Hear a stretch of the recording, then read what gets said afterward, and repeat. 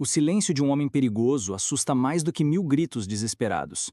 Eu descobri isso aos 32 anos, sentado numa mesa de bar, observando minha ex-namorada rir com outro cara, enquanto eu fingia não estar sendo dilacerado por dentro. Naquele momento, uma verdade brutal me atingiu como um soco no estômago. Eu havia me tornado um mendigo emocional. Aquele que luta com monstros deve cuidar para que, ao fazê-lo, não se transforme em monstro. E se você olhar longamente para um abismo, o abismo também olha para dentro de você. Friedrich Nietzsche. Durante anos, lutei contra os monstros da carência, da necessidade de aprovação, da sede desesperada por amor. Mas ao fazer isso, me tornei o próprio monstro que mais temia. Um homem fraco, previsível, descartável. O abismo da minha própria insegurança me encarava de volta, refletindo tudo aquilo que eu me recusava a admitir. Ela não me deixou por outro homem. Ela me deixou porque eu deixei de ser homem. Lembro-me perfeitamente do momento em que tudo começou a desmoronar. Era uma quinta-feira qualquer e eu estava mandando minha quinta mensagem no dia para ela, perguntando sobre seu humor, seus planos, sua vida, como um cachorro esperando migalhas de atenção. O visto azul no WhatsApp se tornou meu algoz diário e cada demora na resposta era uma facada na minha autoestima já claudicante. Naquela noite, no bar, observando ela rir daquele jeito que eu conhecia tão bem, mas que agora pertencia a outro, uma revelação me atravessou como uma lâmina gelada. Eu havia entregado o meu poder. Todo ele, sem perceber, sem questionar, sem resistir.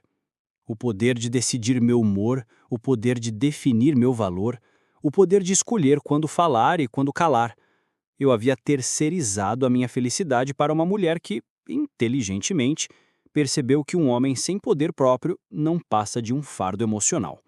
Ali, naquele instante de clareza brutal, compreendi que precisava me tornar perigoso novamente. Não fisicamente. Essa é a violência dos fracos. Mas emocionalmente, psicologicamente, espiritualmente. Precisava recuperar aquilo que todo homem nasce possuindo, mas que a sociedade moderna insiste em castrar: a capacidade de ser imprevisível, indomável e indiferente às tempestades emocionais alheias. O homem perigoso não é aquele que grita, que ameaça, que implora. É aquele que simplesmente para. Para de perseguir. Para de explicar. Para de se justificar. Para de pedir permissão para existir em sua própria plenitude. Naquela mesa de bar, eu morri. O homem carente, necessitado, desesperado por migalhas de afeto feminino simplesmente cessou de existir. E do seu cadáver emocional, algo novo começou a emergir. Algo que ela e todas as outras ainda não haviam conhecido. O silêncio que eu estava prestes a cultivar não seria ausência de palavras, seria presença de poder. Não seria submissão disfarçada de gentileza, seria soberania emocional em estado puro. E isso eu descobriria em breve. É absolutamente aterrorizante para quem está acostumado a controlar homens através da escassez de atenção. A dependência emocional masculina é uma prisão invisível, construída tijolo por tijolo através de pequenas concessões diárias, que parecem inofensivas, mas que gradualmente transformam leões em cães domesticados. Eu conhecia bem essa prisão. Eu havia morado nela por anos. Começava sempre da mesma forma. O interesse genuíno por uma mulher se transformava em obsessão silenciosa. Os primeiros sinais eram sutis. Checava o status dela nas redes sociais várias vezes ao dia, analisava cada emoji em suas mensagens como se fosse um hieróglifo sagrado, interpretava seus silêncios como sinais de desinteresse e suas respostas rápidas como declarações de amor eterno. A rotina era sempre a mesma. Acordava e a primeira coisa que fazia era verificar se ela havia respondido minhas mensagens da noite anterior.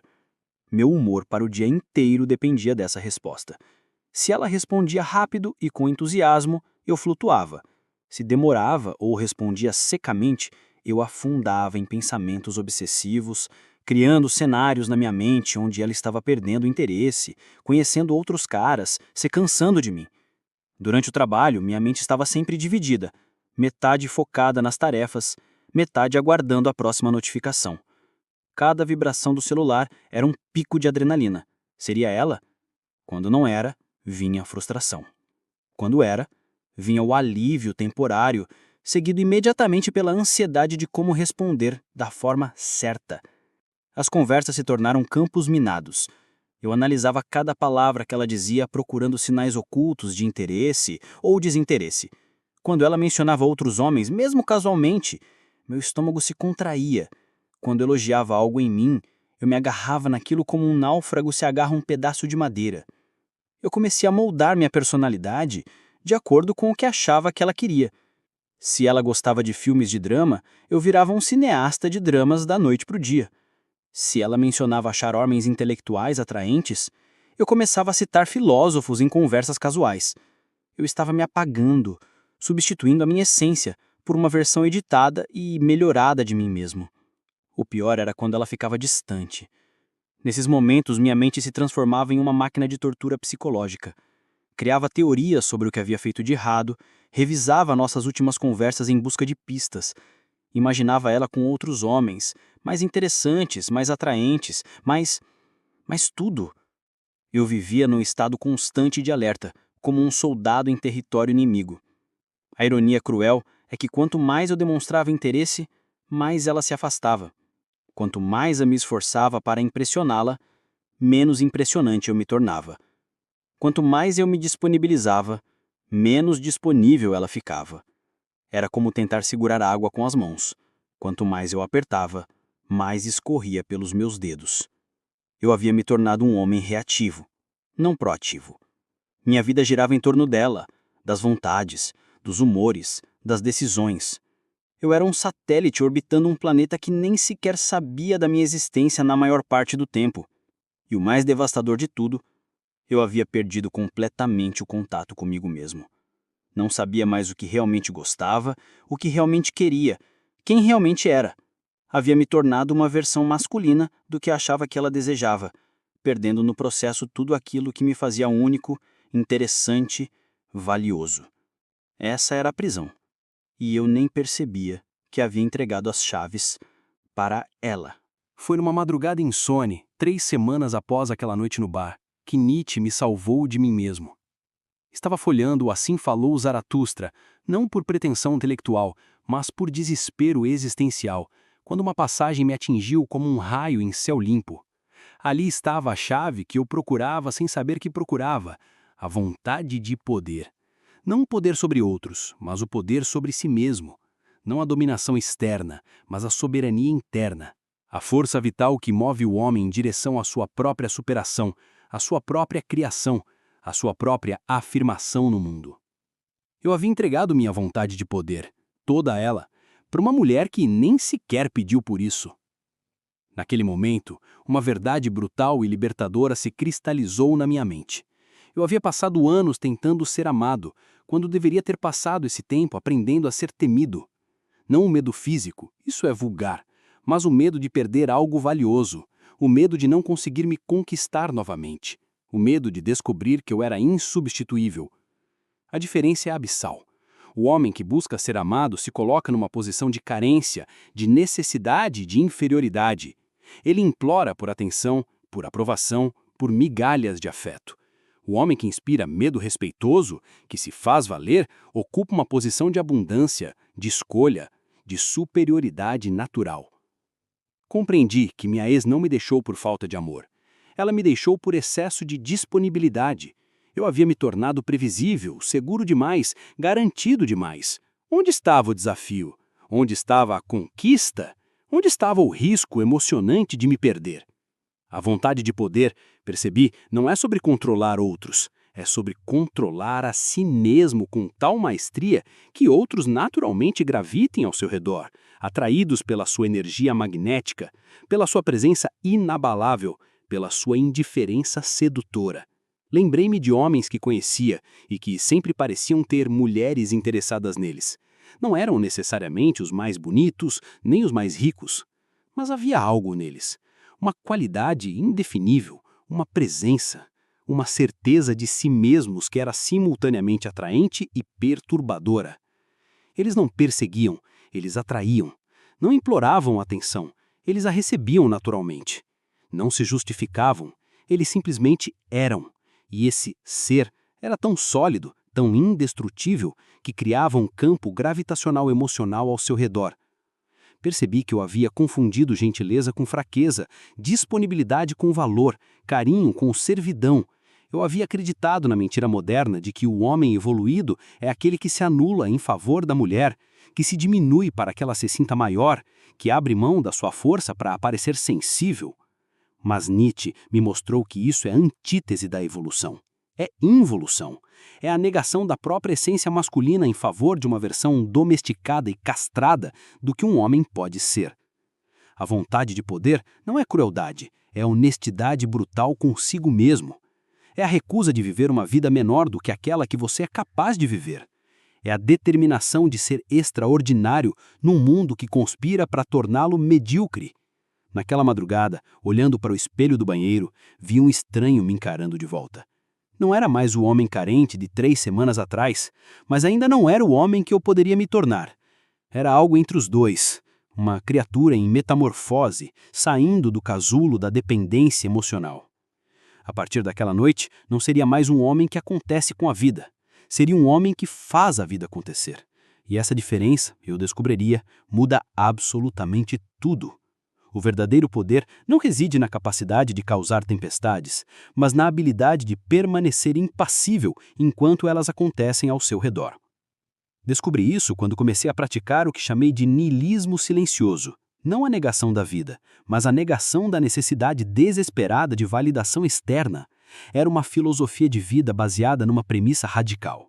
E se nada do que os outros pensam sobre mim realmente importasse? Os primeiros dias foram tortuosos. Décadas de condicionamento não se desfazem da noite para o dia. Cada impulso de checar o WhatsApp, cada vontade de postar algo nas redes sociais para chamar a atenção, cada necessidade de contar uma conquista para alguém, tudo isso era confrontado com uma pergunta simples: por quê? Por que eu precisava que ela soubesse que estava bem? Por que eu precisava que outros vissem meu sucesso? Por que eu precisava de aplausos externos para me sentir valioso? A resposta era sempre a mesma. Eu não precisava, era apenas vício emocional disfarçado de necessidade. Comecei pequeno, parei de responder mensagens imediatamente. Não por jogo, não por estratégia, mas porque genuinamente estava ocupado vivendo minha vida. Quando alguém me perguntava por que demorei para responder, eu simplesmente dizia: estava fazendo outras coisas. Sem desculpas, sem justificativas, sem drama. Parei de postar nas redes sociais por 2 semanas. O silêncio digital foi revelador. Descobri quantos dos meus amigos só interagiam comigo através de curtidas e comentários superficiais. Quando você para de alimentar o algoritmo da validação, muitas conexões simplesmente desaparecem, e isso é libertador. Mas o mais transformador foi desenvolver o que chamei de indiferença produtiva.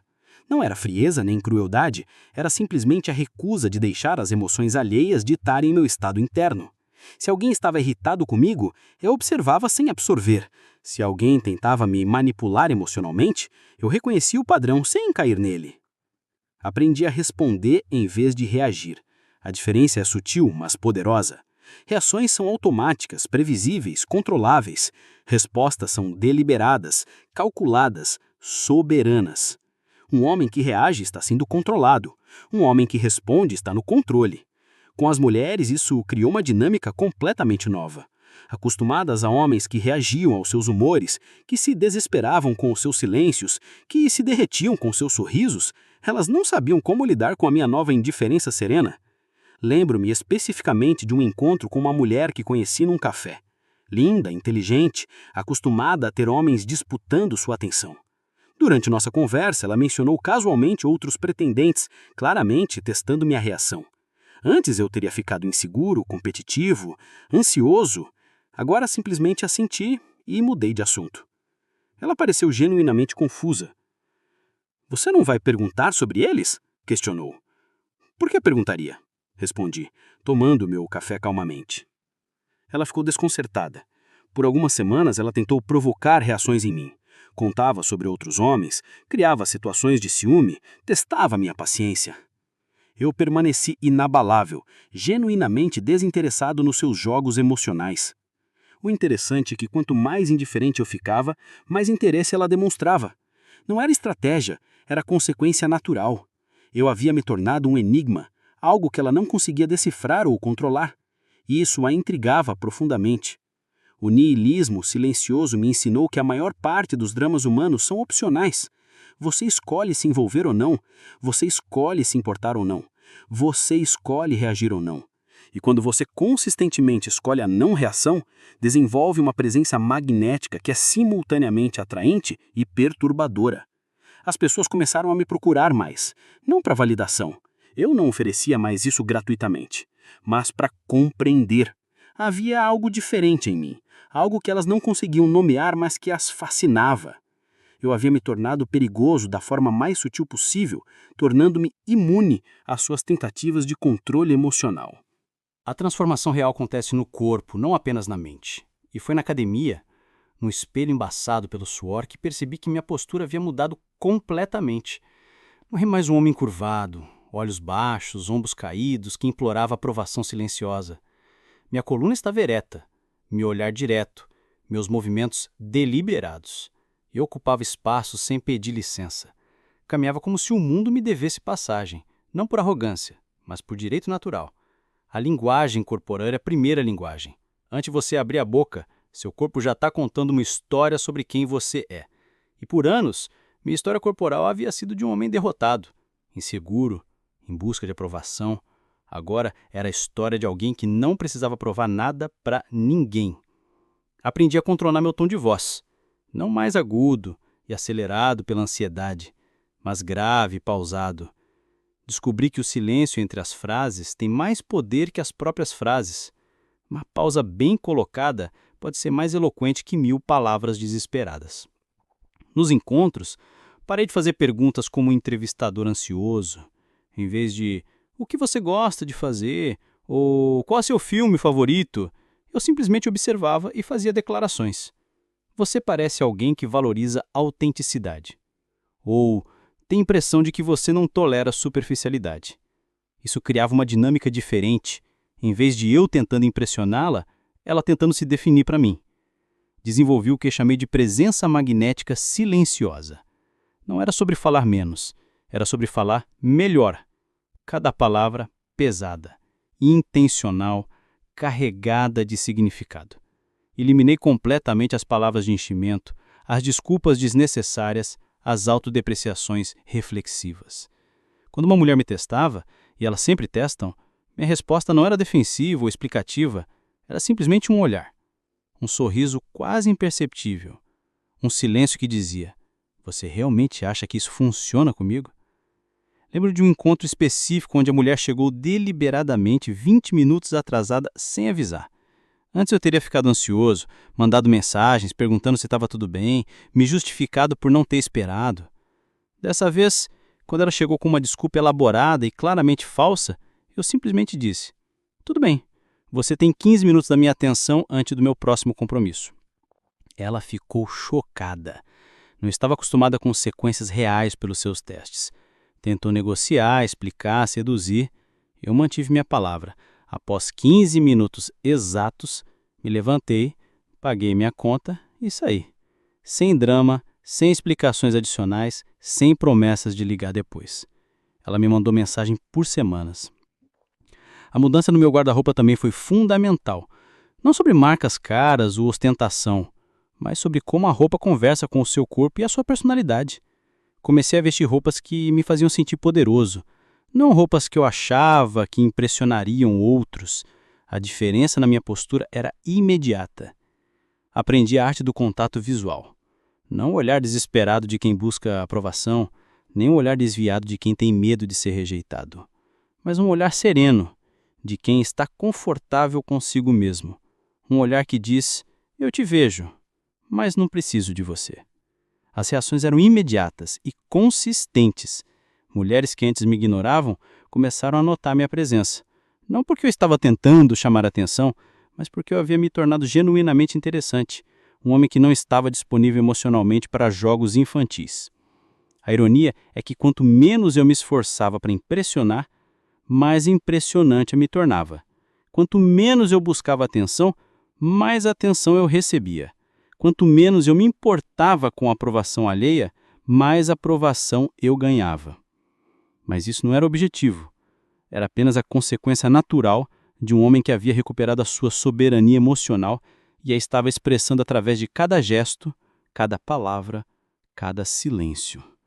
A primeira vez que experimentei o verdadeiro poder da indiferença estratégica foi com Marina, uma psicóloga de 29 anos que conheci num evento de networking. Linda, articulada, acostumada a ter homens aos seus pés com facilidade desconcertante.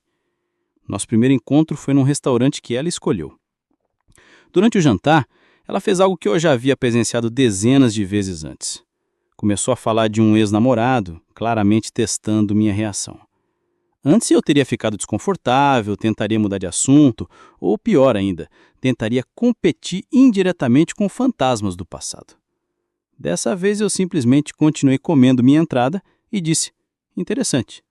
Não pedi detalhes, não demonstrei ciúmes, não mudei de assunto, apenas existia com aquela informação sem drama. Ela pareceu genuinamente desconcertada. Tentou intensificar o teste, mencionando como era bem-sucedido, como eram próximos até hoje. Eu assenti educadamente e perguntei sobre a sobremesa. Você não vai perguntar nada sobre ele? Questionou ela, claramente frustrada. Por que perguntaria? Não é minha história para conhecer? Respondi, mantendo o contato visual sereno. Naquele momento eu vi algo mudar nos olhos dela. A dinâmica havia se invertido completamente. Ela que estava tentando me deixar inseguro, agora estava confusa sobre onde se posicionava na minha vida. Durante as semanas seguintes, Marina testou todos os limites possíveis. Cancelou encontros em cima da hora, demorou horas para responder mensagens, mencionou outros pretendentes. Minha resposta era sempre a mesma. Aceitação tranquila, sem drama, nem perseguição. Quando ela cancelou nosso terceiro encontro 30 minutos antes do horário marcado, alegando cansaço, eu simplesmente respondi, tudo bem, tenha uma boa noite. Não tentei reagendar, não perguntei quando ela estaria disponível, não demonstrei frustração, apenas aceitei e segui com a minha vida. Ela não esperava isso.